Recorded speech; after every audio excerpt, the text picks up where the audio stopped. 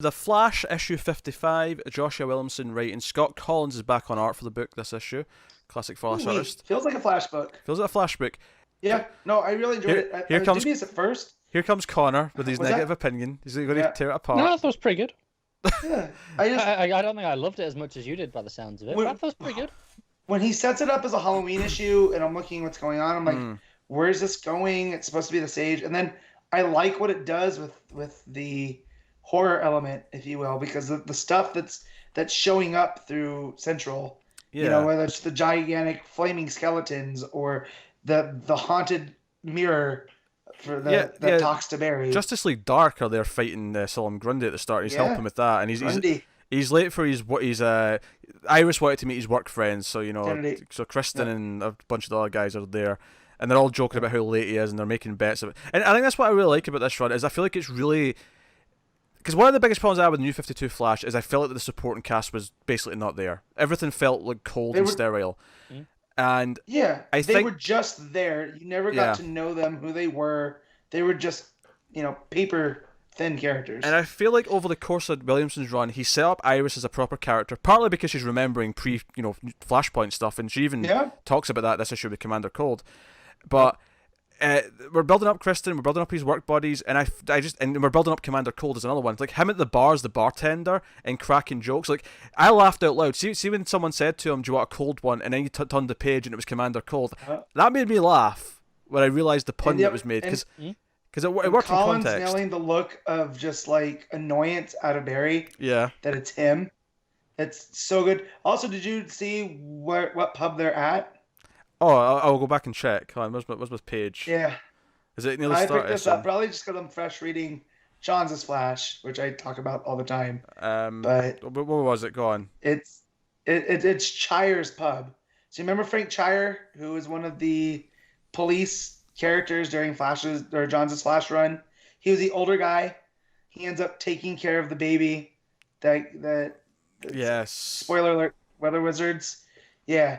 I forget how he knows Barry, but or Wally even.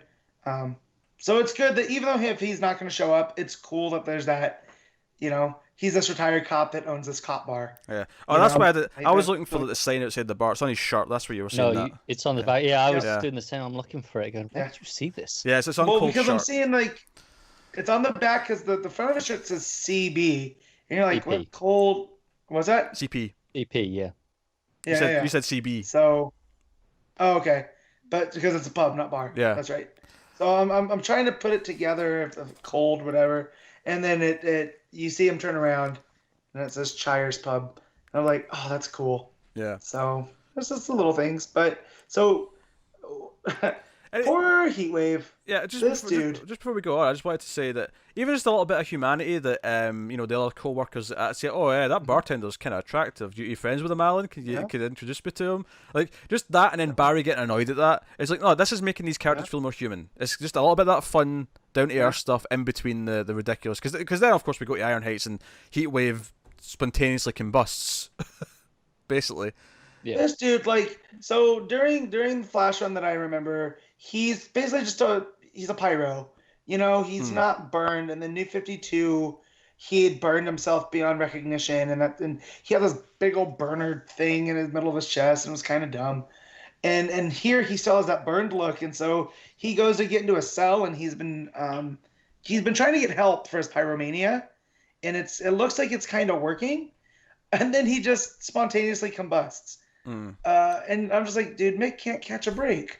Yeah, like this poor guy. And all of this is obviously the mystery of the Sage Force, which Barry eventually kind of sussed out, because obviously all these weird things are happening, giant monsters, and obviously you mentioned when he sees something and then it turns out to be nothing. I like that he has a code word for Iris, so Iris knows that it's Flash business. Like he's making an excuse. He's like, oh, Clark and Lois have got this thing. I'll have a thing with Iris. Yeah. But he goes into the bathroom and he sees this dead Wally West monster in the mirror. And he's like, yeah, and I took this as he feels guilty for sending him off to Sanctuary. Yeah. Not necessarily that he died, but you could read it like, oh yeah, I don't he's, think processing the death. I don't think Barry knows that he's spoilers for Heroes in Crisis if you read that, if you're skipping around books. I don't think Barry knows that Wally's supposed to be dead right now. I think this is the idea that it's good synergy between the books. It feels like this is something that's affecting him through the Sage Force and through these weird things that are happening, but Barry doesn't actually know about it yet. I think no idea. His dialogue is, why did you let them take me? Or you left me. Yeah. It's about just going there. Right. But you could also read it too with as guilt. Like, why'd you let them go there? Like, Yeah, because I read... You sign off on it. I read him saying, why did you let them take me? Because something bad happened once I was there. Not just that you left me there, as if he's miserable at Sanctuary. Right. Oh, do you think? No. See, for me, I don't think it was that. I wasn't reading it that way at all. I was, why did you let them take me? Why did you let them... These people take me to this place and and have a robot therapist instead of, dealing with it as my friend. You could be right. Either way, it was impossible for me not to have the context of Heroes in Crisis in my head when I was reading this. True. So that occurred to me. This is what's great with Williamson being one of these architects. Like, we haven't had this type of group at DC for a while, where it's like him and Snyder and Tynion and King. Obviously. They're in King. The last time we had it was like 52 when we had Wade, Johns, Rucka, Morrison. Yeah. What a hell of a foursome there, right? And now King, Williamson, Tynion, and Snyder. Another hell of a foursome. So with Granddaddy Johns kind of overseeing the whole thing. No, and obviously called to Iron Heights because of this, and Heatwave's not dead. He's bandaged up to hell, there. And they establish here that he has like another world. Like in his head, he's in this like demonic, like burned version of the world with this the flamed monster here. Fire Lady. But I like that because he is a pyromaniac, of course, is how he sees the world. Yeah. And of course the idea, the attractive woman is the fire. Is the flames, yeah. And what I like about this though is that this is where I first started to get that this might be the Sage Force, that something weird's going on, where it's not just that he's burning up. Like it sets up this other world, because obviously by the end of the issue, when it seems like the entire Iron Heights has exploded and Barry is like, wait, why are we still alive and everything's burned? It already set up that we know that this is probably in another like world. This is inside the Sage Force's like fire world, or maybe more accurately, inside Heatwave's world that's been created because he's connected to the Sage Force. Right. So I like that it set that up. So at the end, I wasn't going, oh, they try to pull a cheap trick where we think everyone's dead and Iron Heights is like been demolished. Like, no, we're not thinking that at all. But like, obviously Barry questions it because he's there, but but when you see Heatwave as this godlike blue flame, you're kind of like, oh, because at first I thought, oh man, they just killed off Kristen and the other cop, Burns, which that's ironic. Or no, that Detective Burns is the one that got left with him. Yeah, Morrow. It was Kristen and Morrow. Yeah, Kristen and Morrow. Yeah. And so I was like, oh no, that's holy crap. And then you turn that page and it's this big blue Heatwave guy. And you're like, oh, okay, Heatwave is God. Yeah, cool. So it feels like the Sage Force lets whoever's controlling it like create a world for themselves. And it's almost like in Infinity War, the Reality Stone.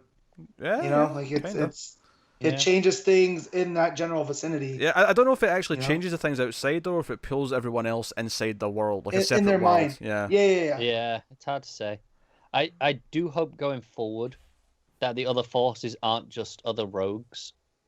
I like that. I don't want to just go through the rogues and go, oh, this one is that one. This one's, but I feel like they're doing things where they're fixing New 52 stuff, because I like that Williamson could have just restarted Flash like they did at New 52, but he's like, no, I'm going to take these hurdles and I'm going to try to do stuff with them.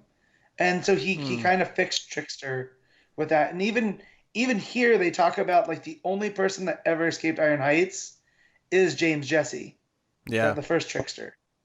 And that burns Wolf like nothing else, pun not intended. Oh yeah, he's upset. So, he's pissed when that's brought up.